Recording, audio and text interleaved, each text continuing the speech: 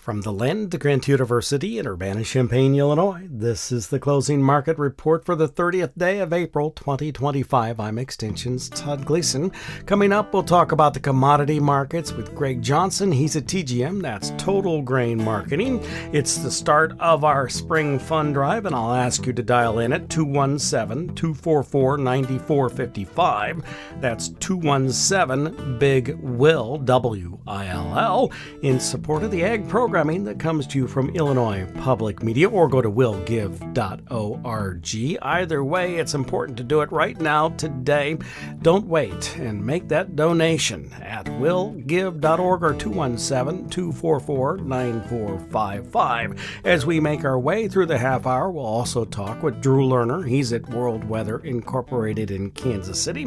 He'll preview some of the dry conditions in China, what's happening in Ukraine and Russia, update us on the safrinha crop in corn, talk about the Canadian prairies, and of course the Midwest and the Corn Belt too on this Wednesday edition of the Closing Market Report from Illinois Public Media. Todd Gleason services are made available to WILL by University of Illinois Extension. May corn for the day settled at $4.67 1/4, 6 3/4 higher. July at $4.75 1/2, up 5 1/4. In December, penny and 3/4 higher at $4.46 1/4 a bushel. May beans at $10.34 3/4, down 6 1/4. July 8 1/4 lower at $10.44 1/2, and new crop November soybeans $10.18 1/4, down 7. Bean meal 50 cents lower. The bean oil 27 cents lower. And July soft red winter wheat up 5 1/4 at $5.30 3/4. The hard red down a penny and a half at $5.29 1/2. Live cattle futures are $1.80 lower. The feeders down $1.87 1/2, and lean hogs off $1.17 1/2. Greg Johnson from Total Grain Marketing, that's TGM, the elevator here in Champaign County, part of a larger system that belongs to FS, now joins us to talk about the marketplace. Greg, to begin with, thank you for all the service over the years. Like many of the analysts, you have been on the air at WILL AM 580 with willag.org for a very long time now, and we appreciate the work that you do. Volunteering with us in the same way that I know that our listeners appreciate what you do as well, and that they're involved in the process. We're in the midst of our spring fund drive. We're looking to put some money in the bank for use next year. We do put money in the bank ahead of time, so by the time we get to the month of June, we'll have everything we need for the following fiscal year, and you can help us out right now, in fact, by dialing this number, 217-244-9455, or go to willgive.org. That's willgive.org, or just willag.org, and up at the top of the page, you'll find a place to make a donation. We appreciate that. I kind of like the $120 level. Please make that donation. Anything more or less is perfectly fine. The most important thing is for us that you make it known that you really do appreciate all the work that Greg and the rest of the analysts do, and thank you so much. 217-244-9455 or willgive.org. When you and I are talking, Greg, we know we've seen a flash corn sale that managed to push the price of corn higher. We don't know where that's going, but it was good news to the corn market. What else are we seeing today? And maybe you could start with what things look like on the ground near us. Yeah. Central Illinois, we've kind of been the Goldilocks area. It's but not too wet, not too dry. It's been just right. We've missed out on some of these rains that have gone just north and south of us, which, for this time of year, that's exactly what we want. We've made a lot of progress. I think Central Illinois is probably the farthest along of any area in the state. Northern Illinois was doing really well. They were dry, but then they got some rain last week, so that slowed them down for a couple of days, but they're back up and running now. Southern Illinois continues to be the problem. That southern third of the state, south of I-70, just continues to get rain, and they got more rain yesterday. They're getting more rain today, and that's going to be the struggle. That's going to be the issue as to when Southern Illinois, Kentucky, Tennessee, southern Missouri, Arkansas, when those areas can get planted, or if they in fact will get planted to corn. Maybe if it stays wet, they'll have to switch over to beans. But right here in Central Illinois, we cannot complain a bit. We've got people that are probably getting close to 75, 80% done. Some people are done with one commodity and starting on the other.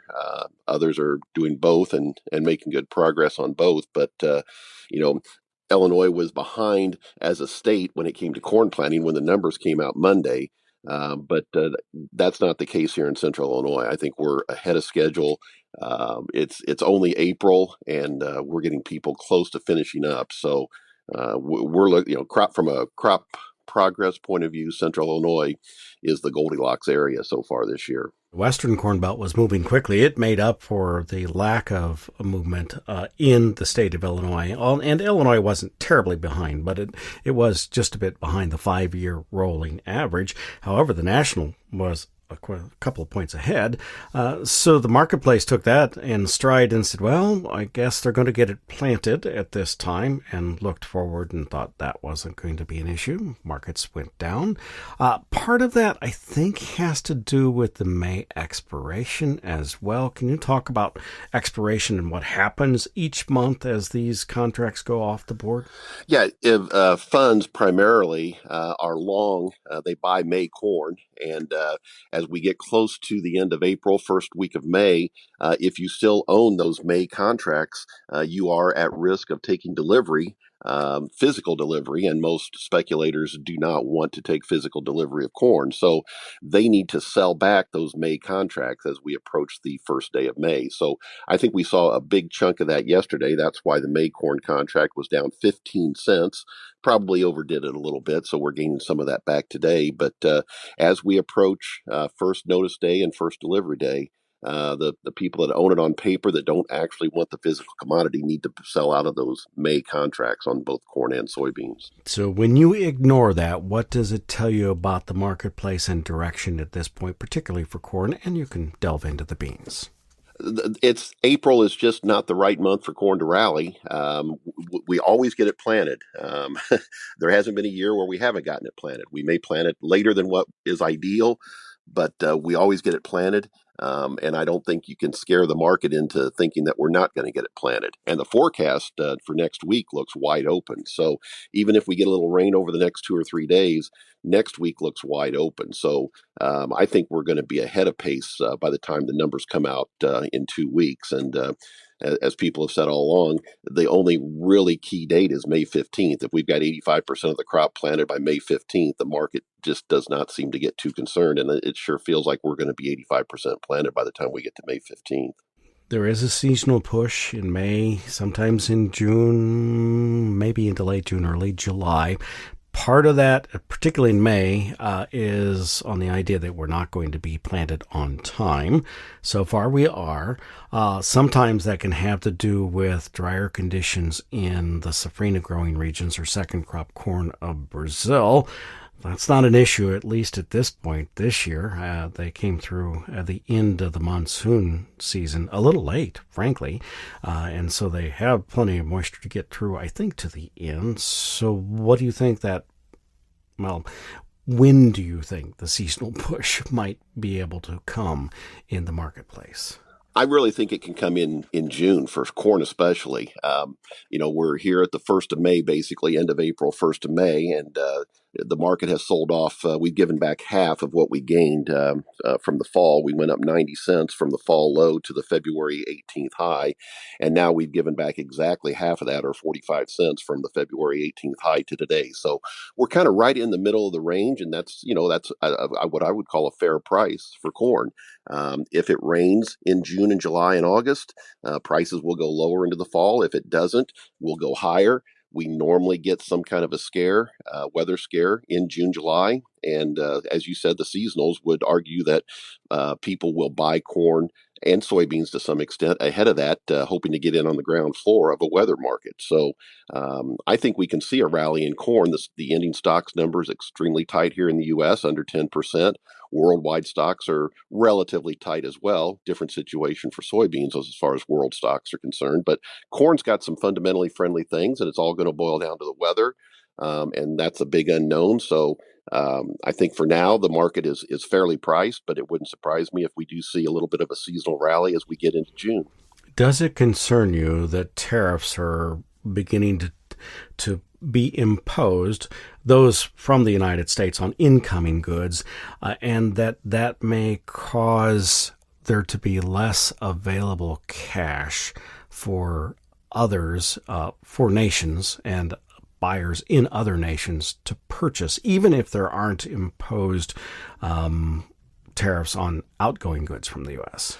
Well, the tariffs really are going to have the biggest impact on soybeans because China, the tariffs are probably going to last on China longer than on the other countries. Hopefully, we can get some trade deals worked out with our other countries, trading partners. I'm not optimistic that we're going to work out anything with China anytime soon. That's going to take a while. It seems like both sides have dug in and aren't willing to negotiate just yet. I think Trump wants to get some deals done with some other countries first, and then he feels like he can bargain from a position of strength if he gets some deals worked out with Japan, India, European Union, for example. So, yeah, the soybeans are the ones that concern me. The tariffs really could have a big impact on China. On the soybean price because China, while they're buying beans from South America right now, they can't buy all their beans from South America, so they'll need to buy some beans from the United States. But yesterday they made a comment that they said they could get by with feeding hogs with less of a smaller percentage of soybean meal than what they have in the past. So, whether they can or not is kind of irrelevant, but they're trying to talk the market lower. They're trying to talk that they really do not need to depend on the United States. So it's going to be tough for soybeans. I think the tariff talk is going to have a bigger impact on soybeans than it will on corn. Thank you much. We appreciate all the work you do, and we look forward to talking with you again next week. All right. Thanks, Todd. That, of course, is Greg Johnson. He is with TGM Total Grain Marketing and helps us out each and every Wednesday here at the Closing Market Report. You can help us out today, too, by making a donation. Pledge your financial support right now at 217-244-9455. That's 217-9455 or online at willgive.org. I like the $120 level. Less is great and more is fantastic. Let's turn our attention now to the weather across the growing regions of the planet. Drew Lerner is here. He's with World Weather Incorporated in Kansas City. Hi, Drew. Thanks for being with us again. Yeah. I hope everything's good over there in your side of the Midwest. You know what? Farmers have been moving, and I think it's going pretty darn well here, but I want to come back to that in just a bit, at least the Corn Belt and what crop and planting conditions might be like. Let's begin, though, in Asia, Europe, and maybe South America. Start with China because, of course, I've seen, as you and I have talked about in the recent weeks, that there are some dry conditions there, particularly in the corn-growing regions of that nation. Can you tell me about them? Yeah, there's two areas that are most important for corn and soybeans, for that matter. The first is up in the northeast provinces. That's the old Manchurian provinces, Heilongjiang, Jilin, Liaoning. And of course, I'm probably not pronouncing them all correctly, but up in the northeast, that's the primary area. Now, that area has pretty good soil moisture today. What we're really concerned about is in east central China. This would be from north of the Yangtze River, which runs across, maybe we'll say it runs across the southern 1/3 of the nation, about 1/3 of the way up from the southern coast, and everything north of that, all the way up to Mongolia, has short to very short soil moisture today. Now, some of that dryness in the northern part of that region is not unusual for late April or even early May. But it is drying out more and more every day. The temperatures are warm biased, and we are, like I said, running very short of moisture up that way. And it looks like we've got at least 10 days of more of the same, if not 2 weeks. So my rule is that if you get into late May and you haven't brought in any significant moisture to that part of China, it raises a little flag in my mind. So another week from now, maybe 10 days, when we start looking at the second half of May, if we don't see some rain developing by that point in time, this might become somewhat of an issue for a little while. For right now, it's just worth mentioning that it's pretty darn dry. The winter wheat crop that's produced in that area is largely irrigated, so that hasn't been hurt. But early season spring and summer crop planting in some of that east central section of China, it does need moisture. But again, it's not going to be a big deal for another couple of weeks. Okay, since you mentioned Manchuria, I have to mention, because we're here near Decatur, that Manchuria in 1921, after World War I, was shipping so much soybean oil into the United States that A.E. Staley out of Decatur asked Congress, or lobbied Congress, to put a tariff on at that point. And that is how soybeans came into the U.S., and they started to press soybean for oil in Decatur. Just a quick little historical note. You can look it up. It's a really great story. Okay, so now, fascinating. Out of there, let's go to Russia, Ukraine, and what conditions look like for them. Yeah, the biggest news there for this week is that there was frost and freezes that occurred in Ukraine and portions of Russia's southern region. This was on Sunday, Monday, and a little bit on Tuesday morning this week. And in a normal year, that wouldn't have been a big deal. But for the previous 8 days, temperatures were in the 70s and lower 80s each day, every day during that time period. And there had been a boost in soil moisture across that region, and crops were already greened up and, ready to do some development. And when they got into that stretch of warm weather, I'm sure, as I'm sitting here, that the canola crop or rapeseed crop in that area, as well as some of the small grains, probably went through a period of a little bit more aggressive development. And then along came these frost and freezes, and we saw temperatures go down below freezing all the way down to the northern shore of the Black Sea, with temperatures in the middle and upper 20s down to the northernmost part of Ukraine. Anyway, the point of this is that rapeseed's pretty sensitive to frost and freezes after it started a more aggressive development. It's one thing if the crop is only up a little bit and they can probably take a 27-degree temperature reading and still do all right. But I'm afraid that the crop might have gotten a little bit ahead of itself, and there may have been a little bit more damage. So that's the first thing to talk about. The dryness you mentioned in eastern Ukraine over into Kazakhstan, including Russia's southern region, had been a big issue, of course, last fall. And then we did really a little bit better during the winter season. We got some moisture in that region. The crops woke up this spring and they started developing, and we kept seeing a little bit of light precipitation in the area. So they did all right. And then along comes the second half of April, and it quit raining and it got warmer. And so the ground is drying down again. Now, the subsoil still rated adequately. The topsoil is running short of moisture. It is not a crisis today, but we don't see a lot of precipitation coming up over the next 10 days in that region either. So we do need to kind of keep an eye on it.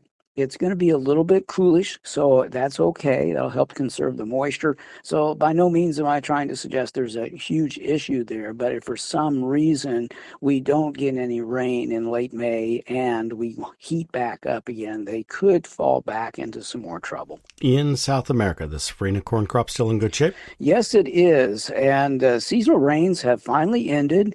That took place over the past few days, and it looks like we will not be seeing any more rain in center west or the majority of center south Brazil for the next 10 days, maybe 2 weeks, and that's normal.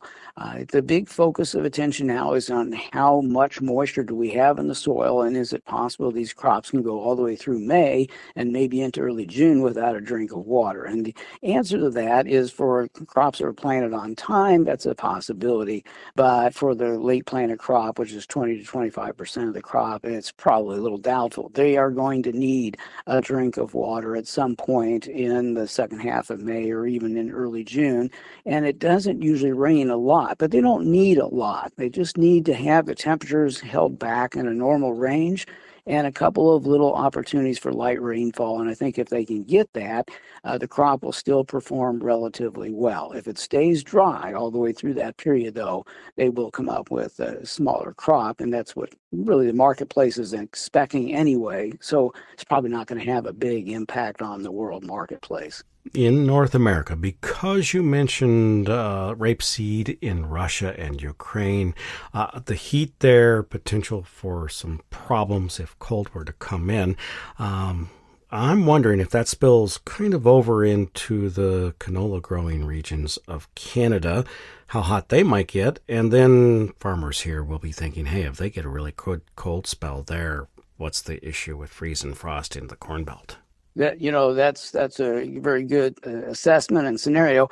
The way it looks like right now in Canada, and for that matter, North America, we've got a very strong ridge of high pressure that's building right now over British Columbia and the U.S. Pacific Northwest. And over the next 2 or 3 days, the ridge will intensify and start working its way eastward. This ridge will move across the heart of Canada and the northern U.S. plains and send temperatures way above normal. We will see temperatures in the 80s across Canada's prairies as we get into Friday and Saturday, maybe a little bit into Sunday. Most likely what will come out of this heat will be some new worry about dryness returning to that area. Some of those producers have been subjected to multiple years of drought, and they just aren't in the best moisture condition here, and they're worried that if it gets hot so early that they're going to be seeing some more bad news down the road. The reality is, I think they'll do better this year than they have in recent past years. But the heat's kind of interesting, and yeah, you're right, it could get cold again. Their last frost freeze dates are deep in May and sometimes in early June, and so there's still plenty of time for the tide to turn up that way. But I think for now, the biggest focus is on the moisture profile. And you didn't mention the Corn Belt for cold, so what do conditions look like next week and into the deeper parts of May? Yeah, sorry about that. The ridge that I mentioned that goes across Canada, the northern plains, actually goes across the Midwest as well, and that will occur next week. That ridge is going to end up going stationary over the eastern Midwest, so it's going to pass through the western Corn Belt and the plains as we get into the weekend and early next week. And then next week, it'll be over the eastern Midwest. That means that we'll have multiple days of mostly dry conditions and warmer than normal temperatures occurring across parts of the Midwest, as well as some of the northern plains, upper Midwest area as well. So a very good opportunity here for aggressive fieldwork to take place in areas that obviously don't still have standing water in the low-lying areas. So that's primarily in those southernmost fringes of the Midwest. I think in general, it's a very good opportunity for some aggressive field work, and it looks like the ridge is going to want to go nowhere for an even longer period of time. It will get weak, and it will allow for some showers and thunderstorms to move through it. But I think what I'm seeing in the models here is that we're done with excessive rains in the eastern part of the Midwest for a while. Hey, thanks much. I appreciate it. Have a great day. You too. Drew Lerner is with World Weather Incorporated in Kansas City. Joined us on this Wednesday edition of the Closing Market Report from Illinois Public Media. It is public radio for the farming world, and we invite you to participate today by making a financial contribution to 217-244-9455 or willgive.org in support of the ag programming from IPM. I'm Todd Gleason.